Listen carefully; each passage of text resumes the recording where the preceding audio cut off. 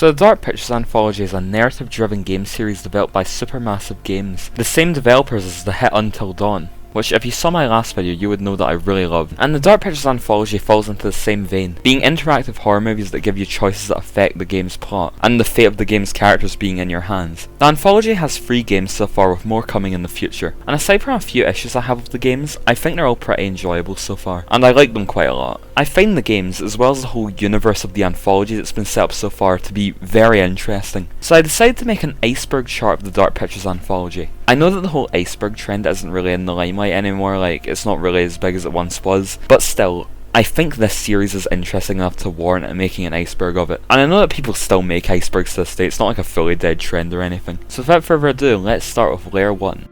The Curator.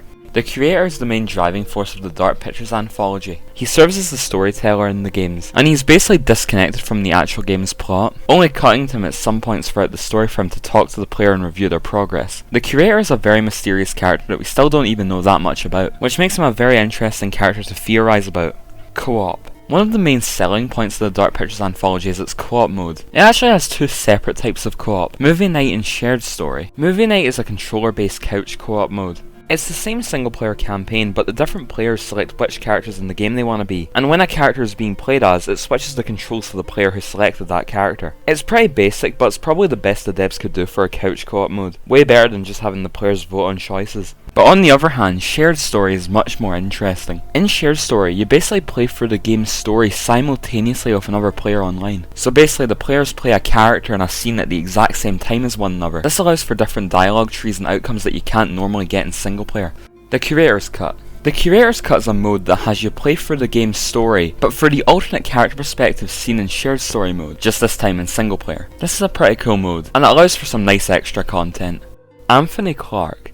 Anthony Clark is the secret main protagonist of the second game in the Anthology, Little Hope. The whole game is Anthony's story, but we only figured out it was the player right at the end. Anthony's story begins in the prologue that takes place in 1972. In the prologue, we see a teenage Anthony living in Little Hope with his pretty dysfunctional stepfamily. We see his little sister Megan, under the influence of some kind of demon, trap herself and her family inside of their house and set on fire. Everyone dies in the instant except Anthony, who's left as the sole survivor. It's important to note that since this whole prologue is presented as a dream from Anthony, it's possible that all the events seen in the prologue aren't accurate to what really happened. It's possible that Megan didn't actually start the fire or anything like that, but instead it was just an accident caused by Anthony. And he's made himself believe this whole thing about Megan being evil or possessed by a demon or something like that, and her starting the fire, because he couldn't handle the guilt. In the game's present day, we see Anthony working as a bus driver, having hallucinations of his dead family. Whilst driving the empty bus through the woods, Anthony is made to take a detour through Little Hope. Whilst driving down the road leading to the town, Anthony sees Megan in the road and crashes the bus. After the crash, Anthony basically has a full psychotic break. He imagines that him and his family are cursed souls from supposed witch trials that occurred in Little Hope in the late 1600s, and they keep getting reincarnated and dying over and over again. He believes that he's a college student named Andrew, who was going on a field trip with his classmates and professor before they crashed in Little Hope. Now they're trapped in the town by a mysterious fog that won't let them through, being transported back to the time of the witch trials, and being hunted by tormented demons, and they have to figure out a way to stop all of it to escape. But this whole story about witches and demons and all that is actually just symbolism for the true story of Little Hope, which is Anthony's journey to possibly accepting what happened in the 70s and moving past it. Anthony's story can end in quite a few ways, but there isn't really a true good ending to his story. At most, some of the endings are hopeful for Anthony, opening up the possibility for him to finally put the past behind him and move on.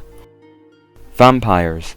The vampires are the main antagonists we see in the third game in the series, House of Ashes. The main ones we see in the game are these giant winged creatures with sharp fangs that are blind and use echolocation to hunt their prey. Along with those creatures, we also see a few human zombie vampires in the game as well. The vampires in House of Ashes are actually created by a parasite. This parasite infects already living beings and transforms them into bloodthirsty vampires. The parasite can also still infect them if they're newly dead as well. The main winged vampires we see in the game were actually originally part of a supposedly peaceful alien species that crashed down to Earth on their ark millions of years before the game's story takes place. But they got infected by this parasite and it turned them into the creatures we see in the game. Bonus features. In the Dark Pictures games, bonus features are behind the scenes videos and interviews and stuff like that can be unlocked and viewed in the game's menus. They're pretty interesting to look at if you're interested in the behind the scenes of the games. Randolph Hodgson. Randolph Hodgson is a side character in House of Ashes. Him and his wife Mary Hodgson were British archaeologists in the 1940s that were led on an expedition into the Zagros Mountains by a lady named Agnes Bradshaw after discovering what they thought was the location of the tomb of Alexander the Great, but it was actually the location of the Temple of Naram Sin, which was where the vampires resided. Lady Bradshaw knew this all along and was interested in harnessing the immortality that the vampires possessed, but that didn't end up working out for her and no one made it out of the temple alive. Manchurian Gold. Manchurian Gold is the name of a chemical war weapon in Man of Medan. It was being developed by the US military in China during World War II. It was a gas that when inhaled caused intense hallucinations. The chemical was being transported on a freighter called the SS Orang Medan, and it ended up leaking all over the ship, causing everybody on board to either die of fear or go crazy and kill each other. After this, the Orang Medan was left floating in the middle of the South Pacific Ocean for many decades, before being boarded by the main characters in present day. And whilst in the ship, the main characters also experienced the gold's effect. And even after all this time, the Manchurian Gold, as well as the Orang Medan itself, is a closely kept government secret, with the military gunning down the main characters in one of the endings if they discovered the name of the ship and the Manchurian Gold secret.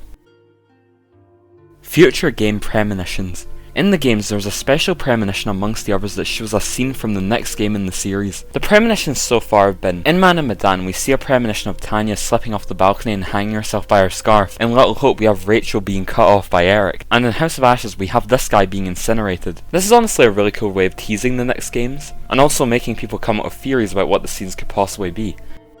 Alright, so that was the first layer of the iceberg. Now let's move on to layer 2.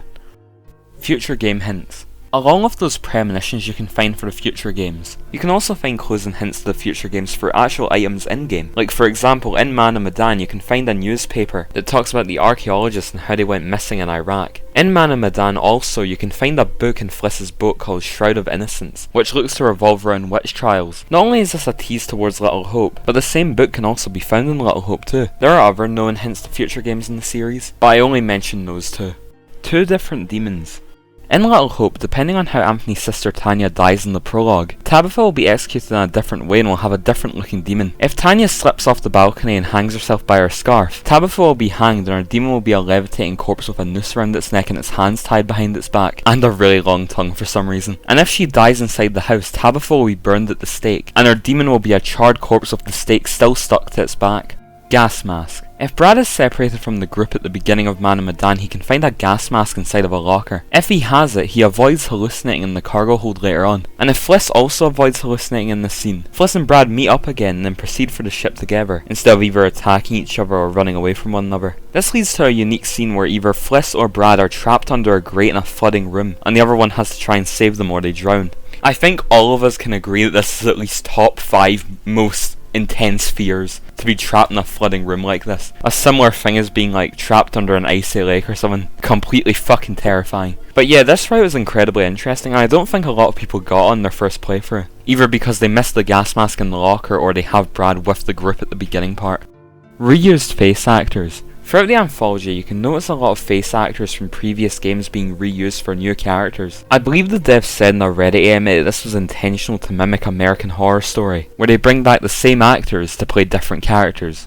Secret curator appearances. During some scenes in the games, you can spot the curator hiding out in the background. These secret curator appearances can mostly be seen close to the point where a character can potentially die, so it can basically serve as a heads up to the player that a character could potentially die soon. A pretty interesting fact though is that the curator only appears like this once in Little Hope. He can be seen in the ending just before Anthony goes to take his own life. This is because Anthony is the only character in the game that's actually real, so the curator only appears for him. I just think that's a pretty interesting detail. Junior's survival. In Man of Medan, you can actually save one of the fishermen Junior from dying. If the characters manage to hold on to the rebreather up until the confrontation with Junior, they can use the rebreather on him, which presumably gets an Manchurian Gold gas out of him and stops him from taking his own life. In this route, after this scene, Junior basically does nothing in contribution to the plot. He kinda just hangs out in the background of scenes with no dialogue. The only thing he really does if he survives is just show the characters a shortcut to help them follow Olsen, which has no real effect on the story because they still find a route to him anyway.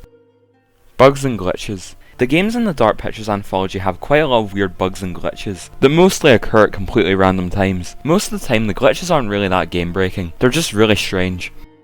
Architects of Murder. Architects of Murder is an in-universe show hosted by Kate Wilder, which investigates into different serial killers. They're first mentioned in this pamphlet you can find in Little Hope, where it talks about their episode focused on the Zodiac Killer. Kate Wilder and the crew of Architects of Murder are actually going to be the main cast of the next game in the series, Devil in Me. Friend Pass. The Friend Pass is a thing given to owners of one or more games of the Anthology, a little bit after a new game releases. It allows the holder to invite a friend who doesn't own the game to play for a shared story. With this pass you can do one shared story playthrough on each of the games, and the pass is only usable for a limited time. A lot of games do stuff like this, but I think it's especially good that a game series like this is doing it, since the games are better played in co-op. Infected Jason. In Act 3 of House of Ashes, if Jason goes to touch this alien bat carcass that him and Saleem come across whilst exploring the alien city, it falls and shatters and Saleem has to pull Jason out of the way. But if Saleem misses the QTE, it falls on Jason, and he ends up inhaling some of the dust from the creature, I guess, which makes him sick. And throughout the rest of the act, Jason has a few coughing fits. And if Jason survives, it's mentioned in the end credits cutscene that because of the infection, he doesn't have long to live. Just like with the gas mask one from earlier, this is a very interesting alternate route, which I don't think many players got on their first playthrough. So that was Layer 2, now let's move on to Layer 3. The entries on Layer 3 and 4 were actually originally just all on one layer, but I decided to split them into two. So yeah, anyway, let's get into it.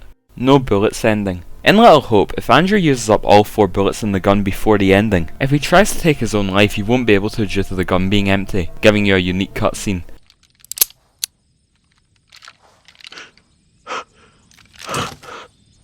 Jaleem. Jaleem is the name of a Dark Pictures fan ship. It's Jason x Saleem from House of Ashes. Yeah, that's pretty much all I have to say about it.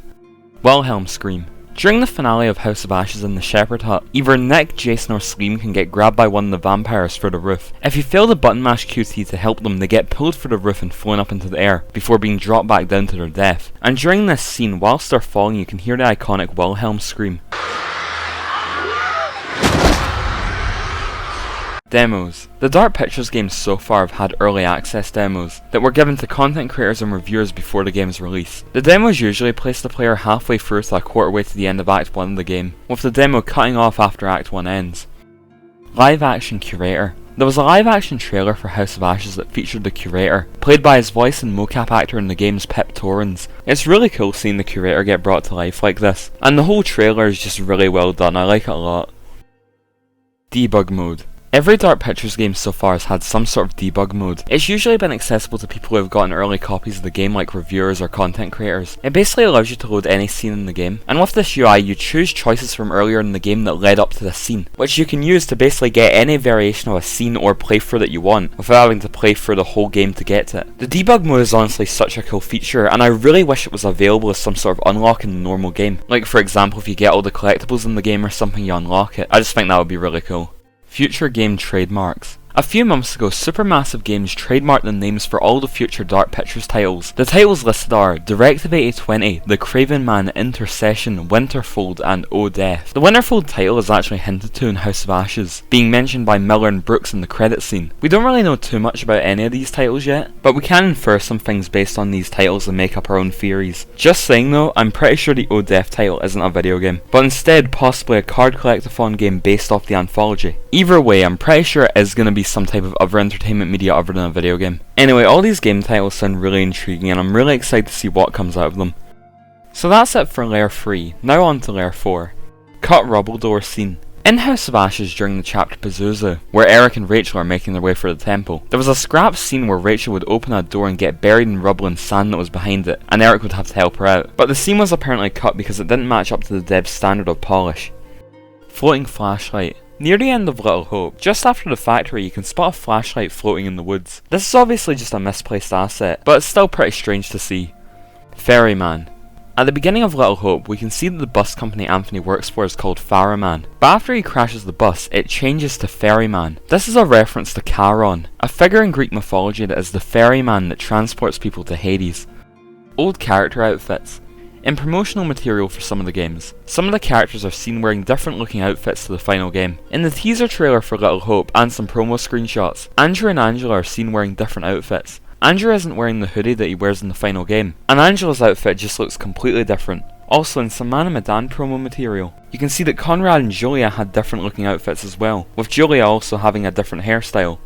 Censorship. Certain versions of some of the Dark Pictures games are actually censored. In some versions of Little Hope, I know of a few scenes that are censored. Megan's death at the beginning has the camera angled slightly higher up so you can't actually see her body burning. And with all of Daniel's deaths, it never shows the spear going through his eye on screen. It either cuts away or is angled away from it. And I could be wrong, but I think Dennis and David's deaths could be censored too, albeit really weirdly. Instead of the camera panning down to their bodies on the fence, it pans up. Probably to not show as much of the fence posts impaled through them. But I could be completely wrong about this though, because I just remember seeing a clip that felt like it was different to the normal one. I'll double check later, and even if I'm wrong, I'm not deleting this part of the video because I can't be arsed. With House of Ashes, they did some quite clever censorship. In the Japanese version of the game, the decapitated heads in the intro are replaced with skulls. This is because in Japanese games, you aren't allowed to show decapitation, so they got around it by replacing the decapitated heads with skulls. It's honestly really clever because it basically has the same effect as the normal version of the scene while still abiding by the whole decapitation rule. Also, apparently the scene where Balafia throws his spear at the girl is censored as well, with it apparently cutting to black and not showing anything. There are probably other scenes in the games that are censored, but I only know of these ones at the moment. Eric and Rachel's car in Little Hope. Near the beginning of Little Hope, you can find Eric and Rachel's wrecked car from the House of Ashes flashback, hidden away just off the road and past the gate where the characters meet up. This is such a cool Easter egg, and it kinda blew my mind when I first heard about it. Real ghost in Little Hope.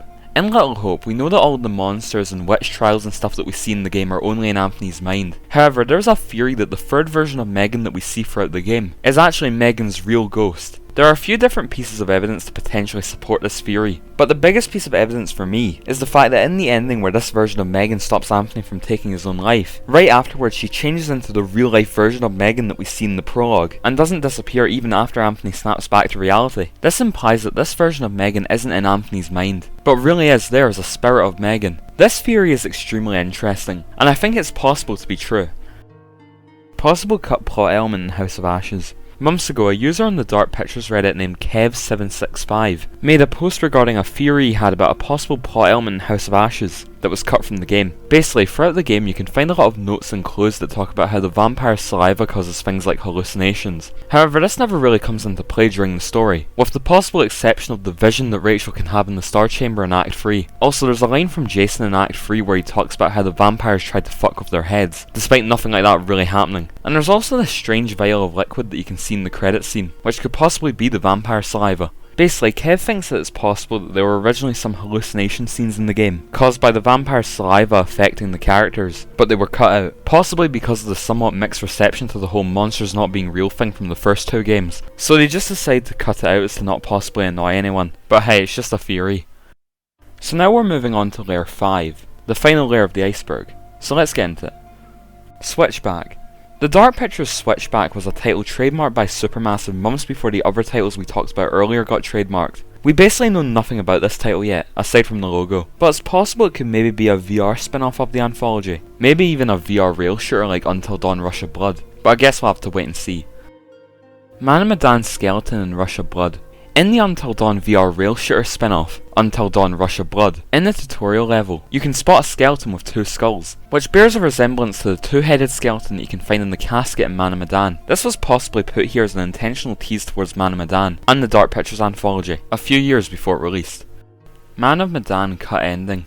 Man of Medan had an entirely scrapped ending. An unfinished version of it could be accessed and played via the debug menu. The ending is a cut final showdown with Olsen, where in it he starts a fire in the cargo hold, and the characters have to try and get the distributor cap from Olsen before the ship sinks. Something really cool about this cut ending is that it actually incorporates the Manchurian gold into it, with the characters fighting Olsen hallucinating him as their monsters from earlier. During the Olsen fight in the final game, you do actually see the Manchurian gold bags spill after Olsen hits the crate, but nothing really happens with them. Also, in this cut ending, if Junior's alive, he would actually attempt to talk Olsen down. This explains why in the final game, if Junior lives, he basically does nothing, because the payoff and outcome for his survival was in this ending but was scrapped. So in the final game, if he survives, he's basically just relegated into being a weird background extra. This cut showdown ends with Olsen falling off the ledge and dying in the electrocuted water. Another character can also fall and die too if they attempt to save Olsen when he's dangling off the ledge, and that's the only playable part of this cut ending. But we can assume that afterwards we would have seen the characters either use the distributor cap on the Duke of Milan to escape as the ship explodes and sinks into the ocean, or if they didn't manage to get the distributor cap, they would be stuck on the sinking ship with no way out, just completely doomed. This ending was likely cut due to time or budget reasons, which really sucks because it would have been the perfect finale for the game.